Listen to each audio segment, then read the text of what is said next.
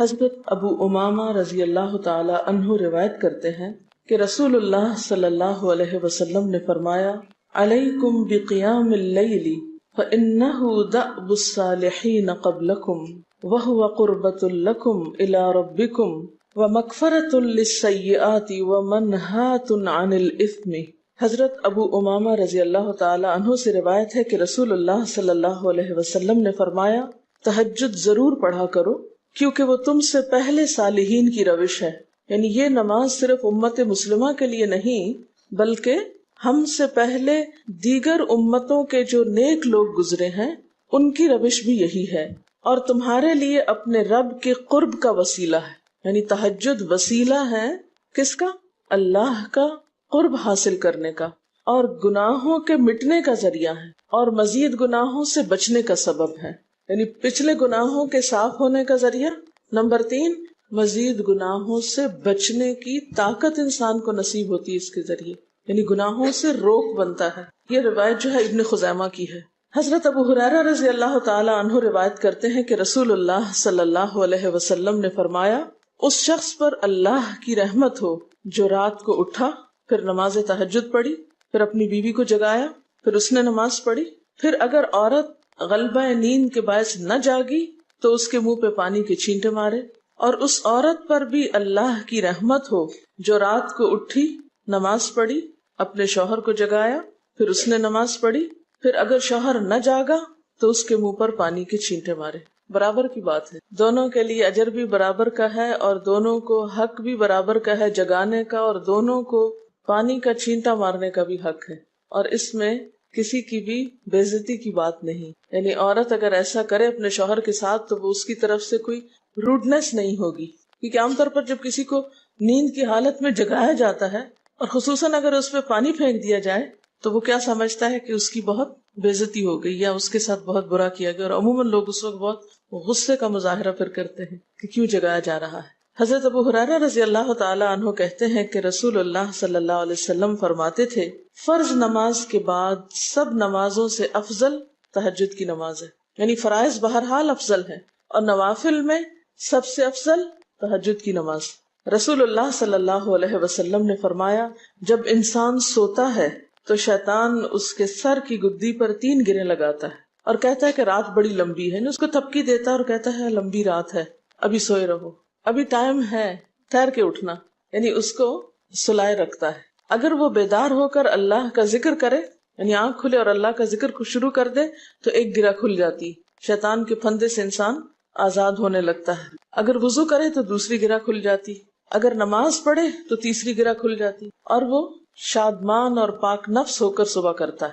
یعنی جو شخص صبح نماز کے وقت پر، تہجد کے وقت، یا پھر کم از کم فجر کے وقت اٹھ جاتا ہے، اللہ کا ذکر کرتے ہوئے وضو کرے اور پھر نماز پڑھ لے، سورج نکلنے سے پہلے پہلے یہ کام کر لے تو وہ ایک مطمئن شخص کی طرح اٹھتا ہے، ورنہ اس کی صبح خبیث اور سست نفس کے ساتھ ہوتی۔ عام طور پر ہم اطمینان کی تلاش میں رہتے ہیں، سکون کی تلاش میں رہتے ہیں، اور یہ سوچتے ہیں کہ ہمیں ڈپریشن ہے یا ہمارے اندر ایک غم ہے، تو ہم اس کے اسباب نہیں جانتے کہ سبب کیا ہے۔ ان کے اسباب میں سے ایک بڑا سبب شیطان کی گرفت میں ہونا ہے، اور شیطان اپنی گرفت ویسے تو دن کے وقت بھی انسان پر رکھتا ہے، لیکن خصوصاً رات کے وقت جب انسان سو جاتا ہے تو وہ نہیں چاہتا کہ سوتا ہوا اٹھے انسان، اور اگر انسان ہمت کر کے اٹھ جاتا ہے، ذکر کرتا ہے، وضو کرتا ہے اور نماز پڑھ لیتا ہے تو یہیں سے اطمینان قلب کا آغاز ہو جاتا ہے، اس کی تسلی ہو جاتی۔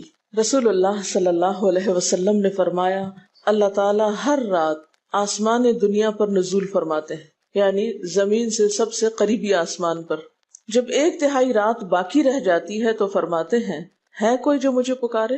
اس وقت اللہ تعالیٰ بندوں کو پکارتے ہیں، ہے کوئی جو مجھے پکارے میں اس کی دعا قبول کروں، ہے کوئی جو مجھ سے مانگے میں اس کو دوں، ہے کوئی جو مجھ سے بخشش طلب کرے تو میں اس کو بخش دوں۔ گویا یہ وقت دعا کی قبولیت کا وقت ہے، انسان جو مانگے اس کو ملتا ہے، اور خصوصی طور پر بخشش کے طلب کرنے کا وقت، جیسے قرآن پاک میں آتا ہے، وَبِالْأَسْحَارِ هُمْ يَسْتَغْفِرُونَ وَبِالْأَسْحَارِ هُمْ يَسْتَغْفِرُونَ، اور سحری کے وقت وہ استغفار کرتے ہیں۔ اب ہو سکتا ہے کہ آپ کہیں کہ نہیں، ہم نے تو زندگی میں کوئی خاص گناہ کیے ہی نہیں، اس لیے ہمیں تو بخشش کی ضرورت ہی نہیں۔ بخشش مانگے گناہگار لوگ، ہم تو نیک لوگ ہیں، نیک کام کرتے ہیں، دن رات قرآن پڑھتے پڑھاتے ہیں، اس لیے ہماری تو ضرورت نہیں۔ نبی صلی اللہ علیہ وسلم جن کے اگلے پچھلے سب قصور معاف کر دیے گئے تھے، وہ اتنا لمبا قیام کرتے تھے کہ ان کے قدم مبارک سوج جاتے تھے۔ حضرت مغیرہ فرماتے ہیں رسول اللہ صلی اللہ علیہ وسلم نے اتنا لمبا قیام کیا رات کو کہ آپ کے پاؤں سوج گئے۔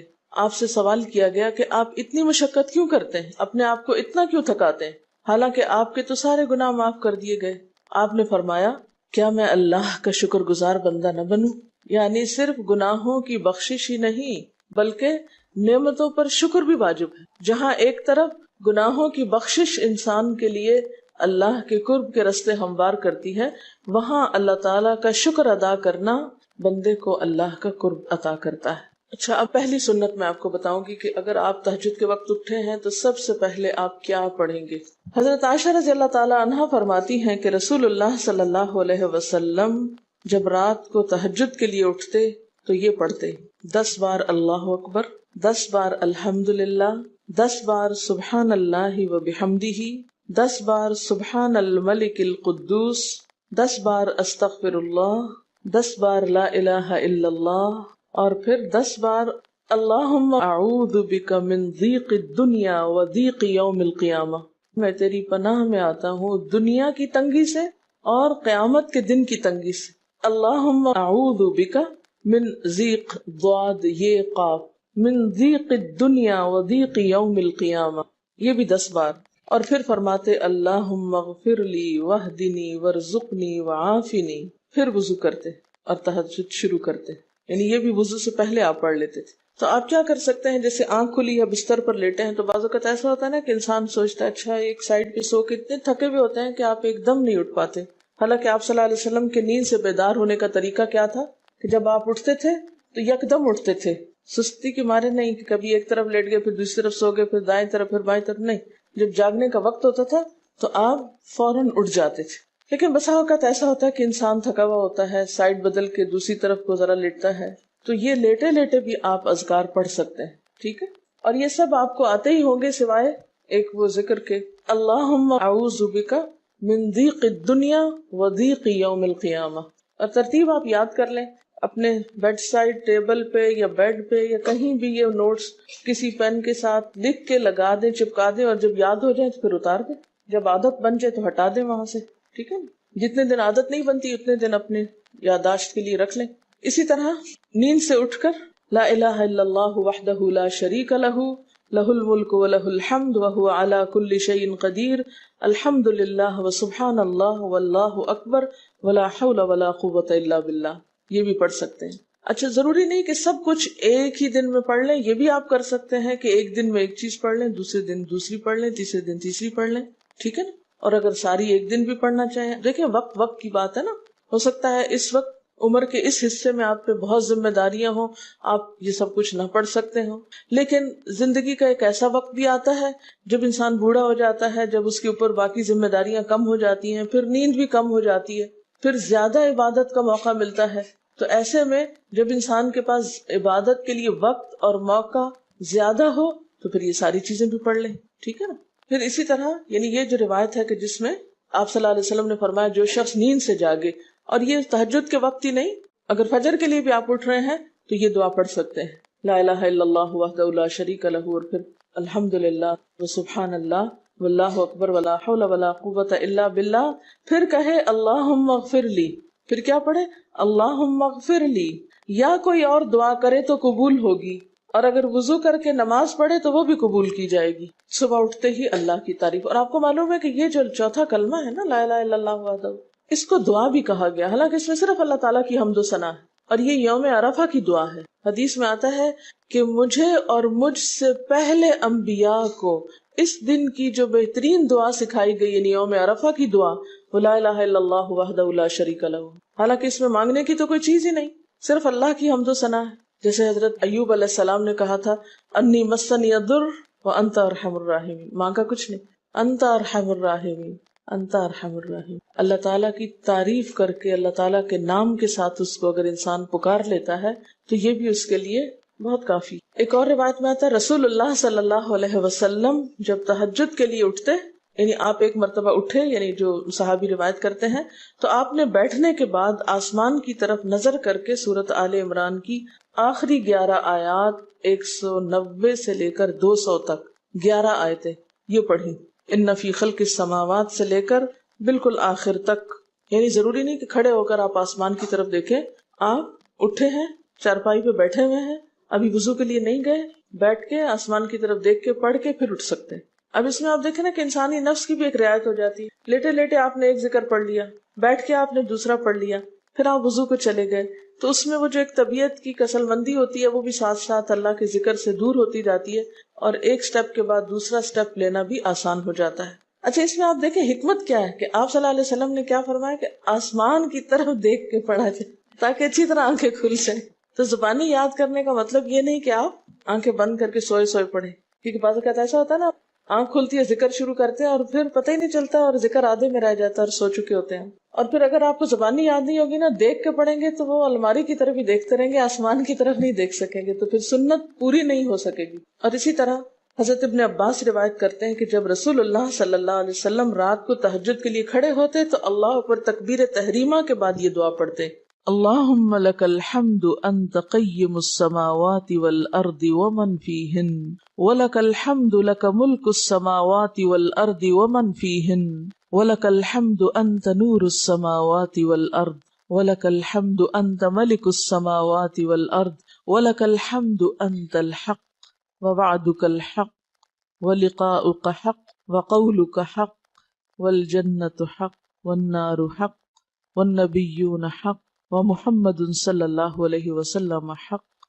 والساعة حق اللهم لك أسلمت وبك آمنت وعليك توكلت وإليك أنبت وبك خاصمت وإليك حاكمت فاغفر لي ما قدمت وما أخرت وما أسررت وما أعلنت أنت المقدم وأنت المؤخر لا الہ الا انت. الہی تیرے ہی لیے ہے ساری تعریف، زمین و آسمان اور جو کچھ ان میں ہے سب کو تو ہی قائم رکھنے والا ہے. تیرے ہی لیے ہے ساری تعریف، زمین و آسمان اور جو کچھ ان میں ہے اس سب کی بادشاہی تیرے ہی لیے ہے. تیرے ہی لیے ہے ساری تعریف، تو ہی روشن کرنے والا ہے زمین و آسمان کو. تیرے ہی لیے ہے ساری تعریف، تو ہی بادشاہ ہے زمین و آسمان کا.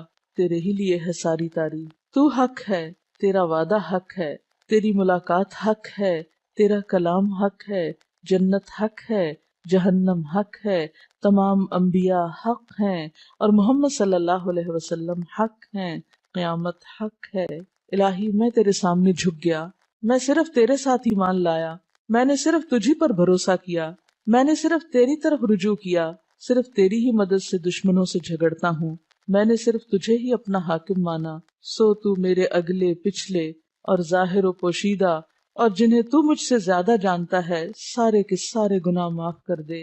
تو ہی آگے کرنے والا ہے، تو ہی پیچھے ڈالنے والا ہے، تیرے سوا کوئی سچا معبود نہیں ہے. یہ جو دعا استفتاح ہے تہجد کے وقت کی، یہ باہر نہیں نماز کے اندر پڑھنے کی دعا ہے. ہم دعا مانگتے ہیں اللہم اجعلنی لک ذکارا لک شکارا. ان دعاؤں کے پڑھے بغیر ذکار کیسے بن سکتے ہیں؟ ذکار کا صیغہ تو فعال کے اوپر ہے نا، بہت زیادہ ذکر کرنے والا.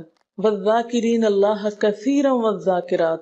تو ذاکرات کیسے بن سکتے ہیں جب تک کہ یہ دعائیں زبانی نہ آتی ہوں اور اپنے وقت پر نہ پڑھی جاتی ہوں. ویسے بھی ذکر بہت اچھی چیز ہے، لیکن جو مسنون ذکر ہے اور جو نبی صلی اللہ علیہ وسلم کے طریقے کے مطابق ہے، جو اطمینان قلب اور خوشی اس وقت اس کام کو اس طریقے پہ کر کے نصیب ہوتی ہے، وہ اس کے علاوہ نہیں ہوتی. اگرچہ اس سے خوشی ہوتی ہے لیکن اس طرح کی نہیں نصیب ہوتی، اس طرح کا اطمینان نہیں ہوتا.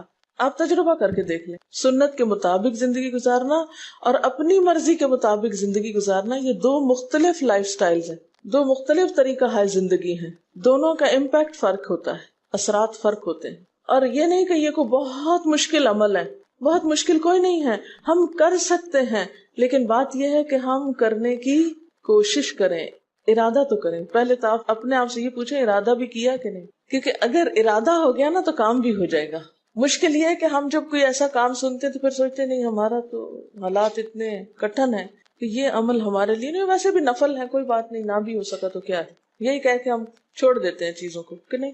لیکن میں سمجھتی ہوں کہ جو عمر آپ بچیوں کی خاص طور پر اس وقت اس عمر کو غنیمت سمجھے اور اس میں آپ نے جو کچھ اب یاد کر لیا، عادت ڈال لی، وہ اگلی زندگی میں شدید مصروفیت کے باوجود بالکل عادت ثانیہ ہو جائے گی، ایک روٹین ہو جائے گی اور آپ کو مشکل نہیں ہوگی. لیکن اگر اب نہیں عادتیں ڈالی، کل کو یا نئے سرے سے عادت ڈالنا بہت مشکل ہوگا. سنت مشکل نہیں ہے، صرف یہ ہے کہ ارادے، نیت اور پھر کوشش کی ضرورت. کر لیں گے تو ہو بھی جائے گا، آخر کرنے والے کرتے ہیں. لیکن جب ہم پہلے ہی سے سوچ لیتے نہیں بڑا مشکل، وہ تو اللہ والے کرتے ہیں اور وہ تو نیک لوگوں کا کام ہے، ہم تو نہ اللہ والے ہیں اور نہ ہی نیک ہیں، تو کیوں نہیں ہے، ہو جائے. اب آپ صلی اللہ علیہ وسلم کے تہجد کی کیفیت کیا تھی؟ حضرت ابو ذر کہتے ہیں کہ رسول اللہ صلی اللہ علیہ وسلم نے تہجد میں اتنا قیام کیا کہ اس ایک آیت کو پڑھتے پڑھتے صبح کر دی. ایک آیت پڑھتے پڑھتے صبح کر دی. کون سی آیت تھی وہ؟ ان تعذبہم فانہم عبادک وان تغفر لہم فانک انت العزیز الحکیم. ایک آیت کو اتنی دفعہ پڑھا اور پڑھتے رہے اور پڑھتے رہے اور پڑھتے رہے، اسی میں صبح ہو گئی. تو طویل قیام جو ہے ضروری نہیں کہ وہ صرف کس وقت ہو، کوئی لمبی سورت پڑھ کے ہی، چھوٹی سورت بھی ہو سکتی ہے، لیکن روح کے ساتھ، شعور کے ساتھ اگر آپ دوہرا کے بھی پڑھیں. مثال کے طور پہ آپ نے کوئی سورت یاد کر لی ہے اور آپ پڑھنے کھڑے ہوئے ہیں اور آپ کو صحیح طرح آتی نہیں ہے، یا آتی ہے تو اتنی تیز نہیں آتی، بہت رٹی ہوئی نہیں ہے، تو کوئی بات نہیں، ایک آیت کو 2 دفعہ 3 دفعہ بھی آپ اس کو پڑھ سکتے ہیں اور اس طرح بھی پڑھ کے لمبا کر سکتے ہیں. یعنی طویل قیام صرف زیادہ قرات سے ہی نہیں، مختلف طریقوں سے ہو سکتا ہے. یہ آیت ہے سورۃ المائدہ کی 118 نمبر آیت ہے. اگر تو انہیں عذاب دے تو وہ تیرے بندے ہیں، اور اگر تو انہیں معاف کر دے تو یقیناً تو غالب اور حکمت والا ہے. حضرت حذیفہ رضی اللہ تعالی عنہ نے نبی صلی اللہ علیہ وسلم کو تہجد پڑھتے دیکھا. وہ کہتے ہیں سورۃ فاتحہ کے بعد آپ نے سورۃ بقرہ پڑھی، پھر رکوع کیا. آپ کا رکوع آپ کے قیام کی مانند تھا. ہماری تو کمر نہ ٹوٹ جائے. کر کے تو ذرا دیکھیں. میں نے زندگی میں پہلی دفعہ رمضان میں طویل رکوع اور سجدے کا موقع ملا. اس سے پہلے تو اس طرح کا سچ پوچھے کانسیپٹ بھی کوئی نہیں تھا، کیونکہ بہت سی چیزیں جب ہم پڑھتے ہیں تو ہم کہتے ہیں ہاں یہ نبی صلی اللہ علیہ وسلم کے لیے ہے، یہ تو آپ کی شان ہے اور آپ کا مقام ہے. ہم تو عام کمزور بندے ہیں. اصل میں ہم کمزور کیوں ہیں؟ اس لیے کہ ہم نے اپنی انرجیز بیکار باتوں میں بہت لگا رکھی، بیکار غم پالے ہوئے ہیں، بیکار مشغلے ہیں، بیکار گفتگویں ہیں. تو انرجی تو لگتی ہے نا. آپ فضول کی باتیں سوچیں تو کیا انرجی نہیں لگے گی؟ آپ لایانی چیزوں پہ کڑنا شروع کر دیں، کیا انرجی نہیں لگے گی؟ لگے گی. تو پھر آپ کے پاس کوئی تعمیری مثبت کام کرنے کے لیے نہ وقت ہے نہ انرجی ہے. پھر اس وقت تک آپ خالی ہو چکے ہوتے ہیں. رات کو دیر تک آپ اگر فضول گپ شپ کرتے رہے تو صبح اٹھے گا کون، اور پھر صبح پڑھے گا کون، اور اگر پڑھے بھی تو کیا پڑھے اس میں. کبھی آپ نے سوچا کہ احادیث کی یہ جو کتابیں ہیں یہ ساری کی ساری صرف آپ کی گفتگو نہیں، آپ کے عمل کا بھی احاطہ کیے ہوئے ہیں، اور ٹوٹل آپ کی گفتگو یہی ہے. اور اگر ہم اپنی گفتگو کو دیکھیں اور ہماری باتوں کی کوئی کتاب تیار ہو، نبی صلی اللہ علیہ وسلم کی عظمت کو پہچانیں، ہم اپنی گفتگو کا جائزہ لیں. اگر ہماری گفتگو بھی ریکارڈ ہو کر لوگوں کے پاس جانے لگے، لوگوں تک پہنچنے لگے، ہم عملی نمونہ کیوں نہیں لوگوں کے لیے؟ ہمیں دیکھ کر لوگوں کے عمل کیوں نہیں بدلتے؟ ہماری بات لوگوں پر اثر کیوں نہیں کرتی؟ کبھی سوچا ہم نے؟ صرف اپنی گفتگو کے آئینے میں ہی اپنے آپ کو پہچان لے کہ ہم کہاں ہیں، کون ہیں، کہاں کھڑے ہیں، لوگوں کے بیچ میں کیا باتیں کرتے ہیں، لوگوں کے پیٹھ پیچھے کیا باتیں کرتے ہیں، کہاں کس حال میں کیا کر رہے ہوتے ہیں. ہر شخص اپنے آپ کو خود پہچان سکتا ہے. کیا واقعی ہم اس لائق ہیں کہ کوئی ہم سے کچھ سیکھے؟ صرف اپنی گفتگو کے آئینے میں خود کو پہچانے. بعض اوقات کتنا بیکار بولتے ہیں، کتنا بے مقصد بولتے ہیں، کتنا ضرورت سے زائد بولتے ہیں. اس کا یہ مطلب نہیں کہ مصنوعی خاموشی اپنے اوپر مسلط کر لیں، کیونکہ پھر ہم دوسری ایکسٹریم پہ نکل جاتے ہیں. لیکن بامقصد گفتگو کتنی ہے ہماری باتوں میں جو واقعی فائدہ مند ہو، تو پھر ذرا روک بھی لیا کریں نا اپنے آپ کو. اپنے ساتھ خود ہی محنت کریں گے تو بات بنے گی. سوچیں تو، احساس تو کریں. جب کریں گے تو انشاءاللہ کامیابی بھی ہوگی. لیکن پہلی بات تو یہ نا کہ ہم جو کچھ کرتے ہیں نہ اس کا حساب کرتے ہیں، نہ اس کے بارے میں سوچتے ہیں کہ ہم کر کیا رہے ہیں.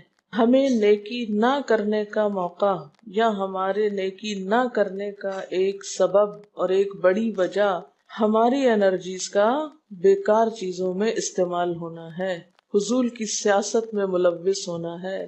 اپنی ذمہ داریوں کا ہمیں ہوش نہیں ہوتا، دوسروں کے کاموں میں مداخلت خوب سوچتی ہے. خود کیا کر رہے ہیں اس کا کچھ پتہ نہیں، دوسرے کیا کر رہے ہیں اس سے بہت دلچسپی، یا کیا نہیں کر رہے.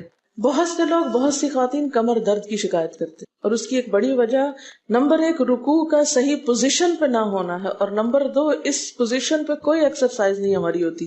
یہ بتا رہی ہیں کہ کسی کی کمر میں درد تھا اور ٹھیک نہیں ہوتا تھا کسی چیز سے، تو ڈاکٹر نے ان کو یہ مشورہ کیا کہ طویل رکوع اور طویل سجدے کریں، بیسٹ ایکسرسائز ہے، کر کے تو دیکھیں۔ اور اس میں آپ دیکھیے کہ صحیح پوزیشن پہ لائیں، بالکل اسٹریٹ رکھیں گردن اور کمر کو، پیٹھ اور گردن ایک لائن میں آنی چاہیے۔ بہت سے لوگ یوں ٹیڑھی کرتے ہیں، یوں کر کے بس کرتے ہیں، یہ غلط پوزیشن ہے، اس سے تو اور بیمار ہو سکتے ہیں۔ کئی لوگ سر پھینک دیتے ہیں نیچے کو، یہ بھی غلط پوزیشن ہے، اس سے بھی کام خراب ہوتا ہے۔ اگر آپ صحیح پوزیشن پہ رکوع لمبا کریں تو یقینی طور پہ کمر درد کا علاج ہے۔ تو پٹھے مضبوط ہوتے ہیں نا کمر کے، آپ اس کو روک کے رکھے ہوتے ہیں ایک سیدھی لائن میں۔ 2 فیٹ کے درمیان کا فاصلہ بھی بہت معتدل رکھیں، نہ تو بہت قریب رکھیں اور نہ بہت کھلا رکھیں، بالکل معتدل، جس میں آپ آرام سے سکون سے کھڑے ہو سکیں اور آپ کا بیلنس قائم رہے۔ بیلنس کو قائم کرنا بے حد ضروری، ٹھیک ہے۔ حضرت حذیفہ نے نبی صلی اللہ علیہ وسلم کو تہجد پڑھتے دیکھا، وہ کہتے ہیں کہ سورۃ فاتحہ کے بعد آپ نے سورۃ بقرہ پڑھی، پھر رکوع کیا، آپ کا رکوع آپ کے قیام کی مانند تھا، یعنی جتنا لمبا قیام تھا اسی طرح رکوع تھا، پھر آپ نے رکوع سے سر اٹھایا اور کھڑے ہو گئے، اور آپ کا قوما یعنی رکوع کے بعد اٹھنے کا وقت بھی کافی طویل تھا۔ ہم تو بعض اوقات اٹھ کے کھڑے نہیں ہوتے کہ نیچے چلے جاتے ہیں، تو وہ بھی طویل تھا۔ صرف 2 رکعتیں بھی آپ ایسی پڑھ لینا کافی، اگر عام دنوں میں نہ پڑھی جائے تو ویکینڈ پہ پڑھ لیں۔ ہمارا تو ویکینڈ پہ لمبا سونے کا پروگرام ہوتا ہے نا، تو چلے دوبارہ سو جائے، لیکن ہفتے میں 1 دفعہ کر لیں، اگر روز نہیں بھی کر سکتے 2 دفعہ کر لیں، ٹوائس اے ویک کر لیں۔ پھر آپ کا سجدہ آپ کے قومے کی مانند تھا، یعنی جتنا آپ کھڑے ہوئے تھے اتنا آپ پھر سجدہ کیا۔ آپ دونوں سجدوں کے درمیان اپنے سجدے کی مانند بیٹھے تھے، یعنی 2 سجدوں کے بیچ میں بھی آپ اتنی دیر بیٹھے جتنی دیر آپ نے سجدہ کیا تھا۔ پس آپ نے 4 رکعتوں میں سورۃ بقرہ، آل عمران، نساء اور المائدہ پڑھی۔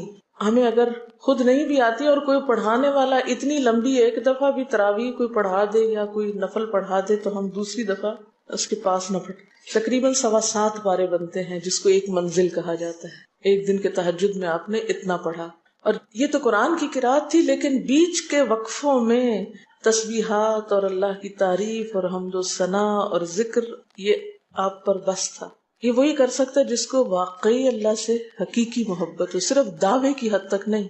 میں کہتی ہوں چلے روزانہ نہ صحیح، ہفتے میں 1 بار، ہفتے میں نہیں، مہینے میں 1 بار، مہینے میں نہیں تو سال میں، رمضان میں، کسی موقع پر کچھ تو اللہ سے تعلق آئے، کچھ تو قرب پائیں۔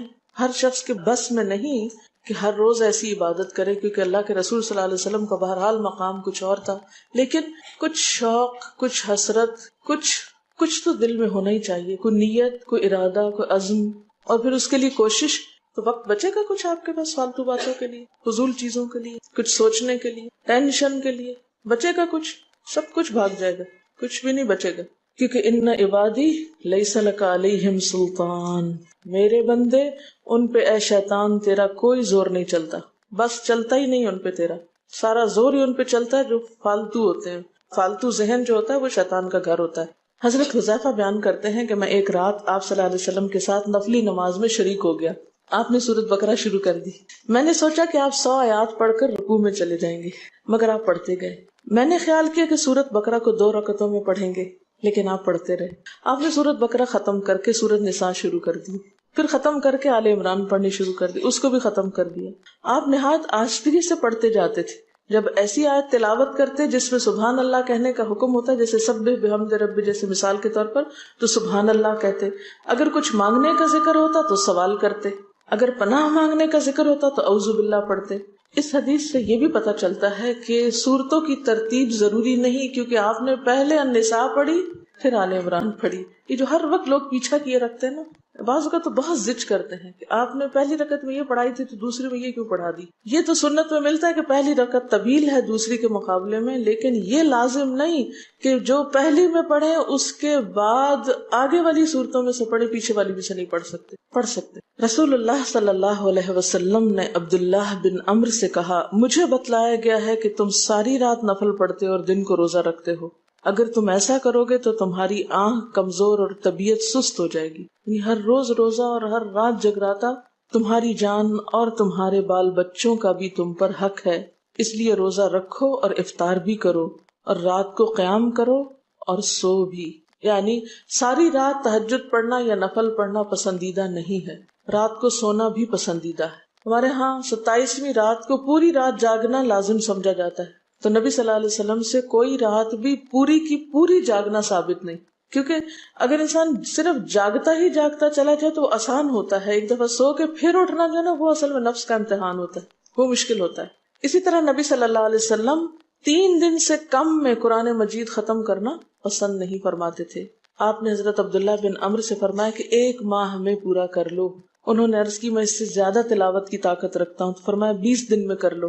ان کا میں اس سے زیادہ کی طاقت رکھتا ہوں، فرمایا 7 دن میں ختم کر لیا کرو، اس سے زیادہ کی اجازت نہیں، یعنی وہ ایک منزل کر کے۔ صحابہ کرام چونکہ اس زمانے میں مصحف اس طرح تھوڑی چھپے ہوئے تھے کہ کتابوں کی شکل میں ہوں، جو قرآن تھا لوگوں کے سینوں میں تھا، یاد کیے ہوئے تھے، اور وہ یاد کیا ہوا کہیں صبح کے وقت الگ بیٹھ کے نہیں پڑھا کرتے تھے، وہ کہاں پڑھتے تھے؟ تہجد میں نماز کے اندر پڑھا کرتے تھے۔ اب یہ تو ہم لوگوں کی مشکل ہوگی نا کہ ہمیں آتا کچھ نہیں زبانی، تو پھر ہم دیکھ کے پڑھتے ہیں تو نماز میں پھر وہ مشکل ہوتا ہے تو الگ رکھ کے پھر اس کو پڑھ رہے ہوتے ہیں، ٹھیک ہے۔